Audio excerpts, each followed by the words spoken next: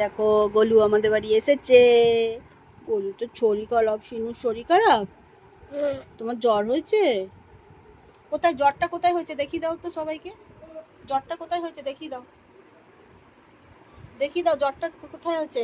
এদিকে দেখাও, এদিকে এদিকে এদিকে। কই? এদিকে এদিকে জ্বরটা দেখাও।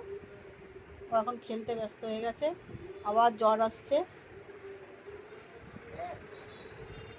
জ্বর আসছে আবার? দেখি ও মাথায় জ্বর।